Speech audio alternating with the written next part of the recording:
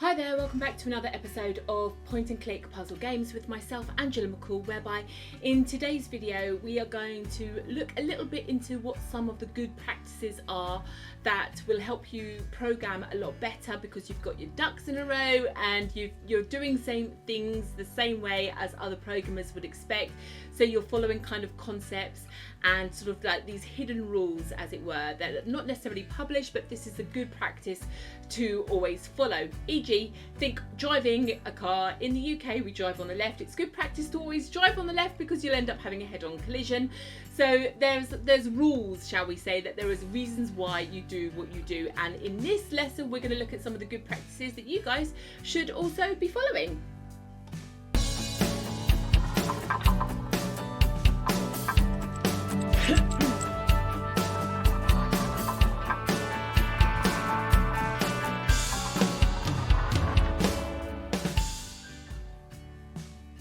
Cool stuff. So if you haven't been here before, please do subscribe, stay notified to my channel. It really does sort of mean a lot that these videos that I produce out of passion and love are exactly what you guys are looking for in your Lua programming journey to creating your fabulous mobile app games. So whilst you are with me and you're learning how to program, we're going to talk really quickly today about good practices, the ways that you should write your code and structure it and present it, so that if you ever need to share your code with other developers in some of those forums or places that I've told you that you can go and get help from, if you're stuck, people will be able to understand what you've done and why you've done it, because you followed this kind of same process of presenting your code and your programming language as other people follow as well, and it just makes things a lot easier. So we're going to dive on over to my left hand monitor, where you already see that I have got our little code from our Hello World, which is probably about 4 or 5 videos ago now, where it was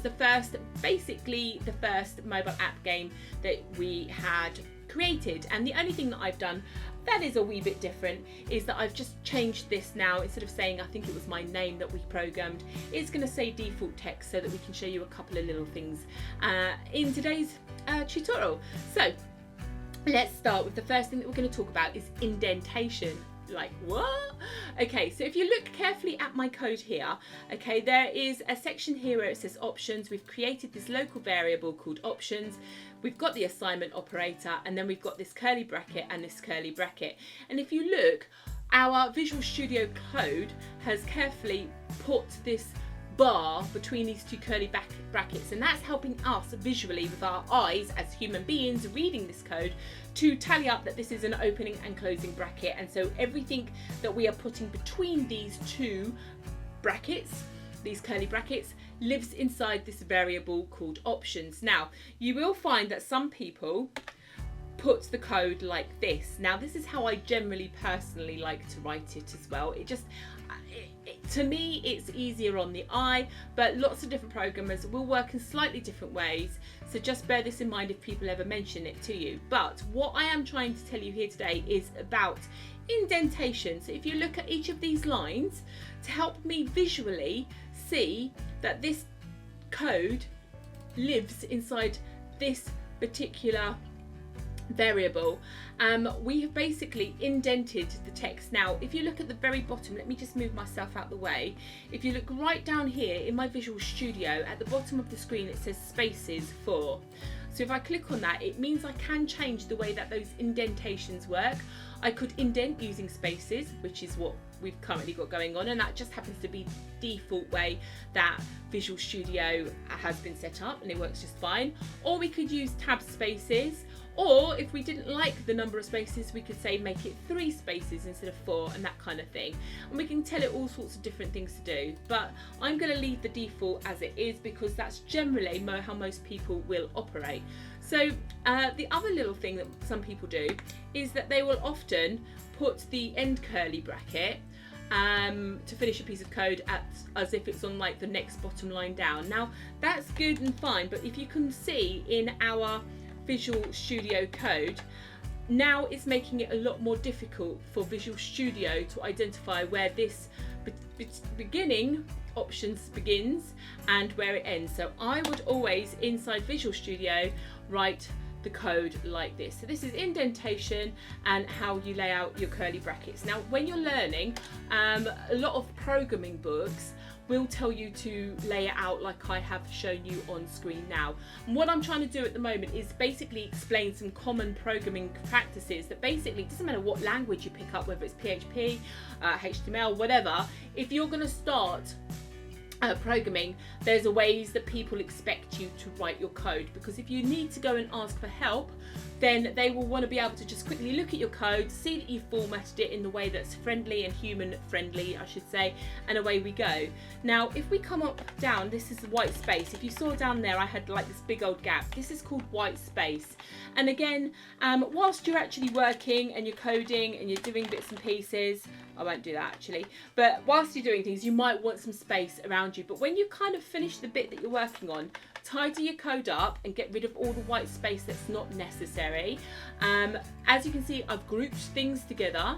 All right, what we've got going on here is two lines of text, or code I should say. We've created a variable called welcome message, and we've now given it a text object that goes on the display, the variable of options, which is all these commands on how to present that text. Okay, we've set it a color to this welcome message, and because these two lines of code are all to do with this welcome message, we've grouped them together before I've got a space before the next three lines. And again, if we look at these three lines of code, what I've done is we've created a variable called well_map. We've then created it by giving it the name of the image to present and the sizes, the width and the height. We've put it as a new object, image rectangle object on the display, and it's all being stored in this variable called world_map. But we also need to tell world_map where to display itself.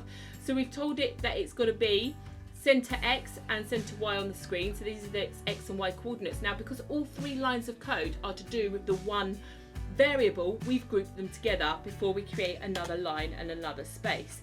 So this is how you kind of lay out and present your code. Now you can have code inside of code and nested functions and nested variables and things like that, and you can always keep indenting your code the further and the more complex it goes along. So at the moment, on this very basic level where you're starting out, this is enough, and what you will do is you will see these second and third and fourth indents happening as you start to write more complex code and we go through tutorials. But this kind of gives you a good idea of where things are.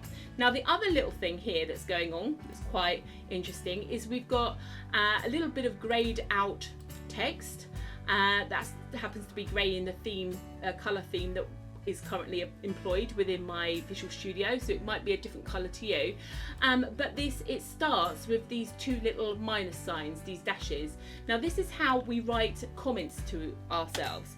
So generally, when you start something as a new section, you could put yourself a little message, say for example, this is let's have a look, this is creating the welcome text on screen. So I've left myself a little message so that I can understand what's going on. But down here, this code is all about creating the image of the world and putting it on screen. Okay, so I'm leaving myself little comments. Now these comments are telling they're only being seen as comments by our Lua programming code because we started them with these two dashes. Now I could put an entire group of messages there to myself. So say I'm doing something really complicated, I could start off with two square brackets, and as you can see it's defaulted instantly to putting the end to square brackets for me. Some people even still start it, there we go, with the two dashes. So I just thought I would quickly dive into a file. As you might have known on other tutorials, these are actually called scenes, but I wanted to basically show you how the notation and the structure and layout starts to grow and gets complex. So this is why it's good programming practice for you guys to follow these kind of protocols that I've been teaching, these good practices in this tutorial today. So I've just happened to have navigated over to my game that I'm currently working on at the moment. As you can see, there are lots and lots of files. I've touched on it a couple of times in other tutorials, but what we essentially are doing is we're looking at this screen here right now, which is my Valley Enchanted Forest, shall we say. Now I've got all my local variables declared at the top, and if you look carefully, I've left myself all sorts of comments and notes. We've been talking about comments, so just little things like I started this in 2019. I haven't touched it since February this year. It's now August 2020. So I actually have completely forgotten all the stuff that I've coded, but I'll have to get back into it one day. But I've left myself little notes like here, declare all my local variables. Now I know this stuff, but it just helps me on my eyesight really quickly jump into my code and pick up where I left off, because I've just given myself a nice little prompt. And because I always lay out my code in a similar way, it means it doesn't matter which of these files or scenes that I pick up, you will see that I've done things in a slightly different way. Like there's a bit of a space needs to be put in there, and I get particularly like my OCD kicks in, as it were, and I like things just so. But it also means that if I have to go and present my code to someone in a forum because I've got a challenge, I've got a bug, something's just, you know, stopping me, I can't fix it, or I can't get something to work the way I want, and I need some programming logic and somebody to go, oh Andrew, if you've tried doing XYZ, it means I'm also not embarrassed to show my code to other programmers, because I've presented it in a professional manner. It helps me program better, it helps them help me program better, it helps them also program. So you will find that some programmers will do things in slightly different ways. There'll always be somebody saying, oh, you should do it this way, you should do it that way. You need to find your own path. I think it's the safest way of doing it, but essentially you start with your locals and so forth. Now, we were talking about indentation at the beginning of our chapter. Let me go up here because I know this one's got more going on. So you can see that this is like my first function scene, but you can see here now that Visual Studio is putting these lines to help me show the relationship between all the different parts of my code. And this, because there's two bars as it were, is now 2 indentations in. This one happens to be 3 indentations in. This one's even 4 indentations in. And you can imagine how this code would look if I hadn't presented it in a way and left myself little notes to tell me what's going on. And you can see things are overwritten. There's like a time. This particular variable has a it's either true or not, or it's got an effect on it to fade in and fade out, and I've got all sorts going on here. So much so it's been a while since I've even written this code, but you can see that I've put little notes to myself. Testing, that's always a really good one to do as well. You know, if you ever want to search your code, search for the word testing. You can always see if you've left something in that should have been taken out.